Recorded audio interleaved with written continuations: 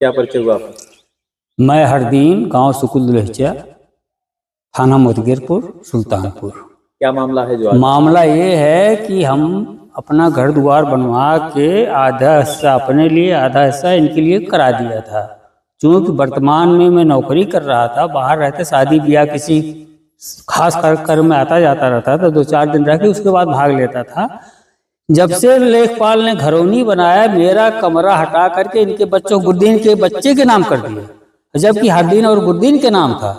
और जब बच्चे के नाम कर दिया तो इनके बच्चों ने मेरा जो ताला लगा हुआ था, कमरे का ताला तोड़ के पूरा अपना ताला लगा लिया, अवैध कब्जा कर लिए।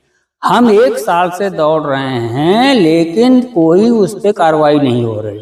थाने पे आपने एप्लीकेशन दिया?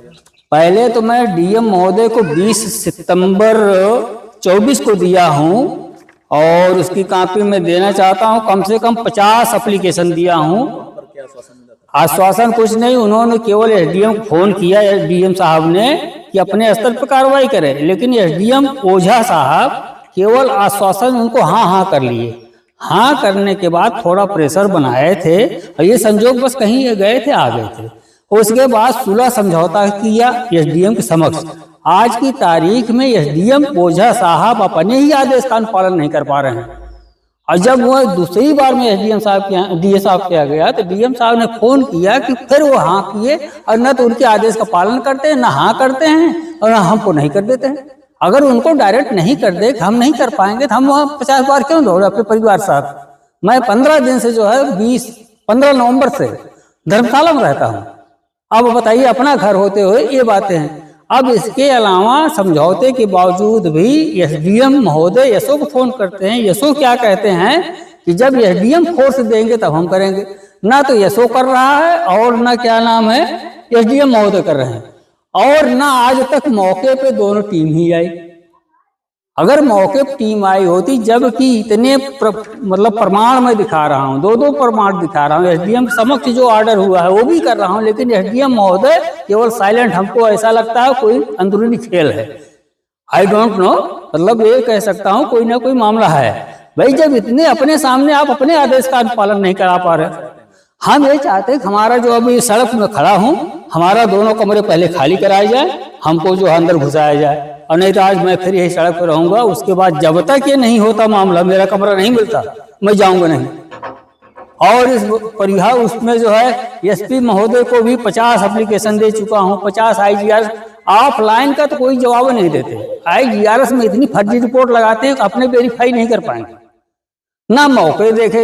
एक विभाग लिख रहा है कि इनका 2 कमरे का है, पुलिस विभाग भी लिख रहा है 2 कमरा है, ये लिख समझौता भी 2 कमरे का है, ये लिख रहे हैं कि इनका कमरे नहीं। इससे क्या होता है? तो हम आपसे यही अनुरोध करेंगे, मेरा जो है हमको अंदर कराया जाए बस, नहीं तो सड़क हम कहाँ रहेंगे, ना खाने पीने की व्यवस्था, ना और सारी बातें है। ये मामला है। जब डीएम के आदेश को एसडीएम नहीं मान रहे हैं, एसपी के आदेश को जो है एसओ नहीं मान रहे हैं, तो आदमी कहाँ जाए? या तो सीधे मना कर दें कि हमारे बस की बात नहीं, और या तो जो है सीधे जो है कहें हाँ साहब कुछ कार्रवाई करेंगे। एसडीएम बार मैं 2 बार जा रहा हूँ, 3 बार से 15 तारीख दौड़ रहा हूँ, वो कहते हमारे स्तर का है ही नहीं।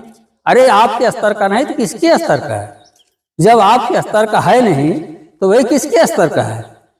अब हमको बोलते हैं कि आप दौड़ते, हमारे उसका बस की बातें नहीं। अरे आप एसडीएम है, एक तहसील के मालिक हैं, एक रेवेन्यू के मालिक पूरे गाँव के हैं। आप नहीं आदेश करेंगे तो कौन करेगा?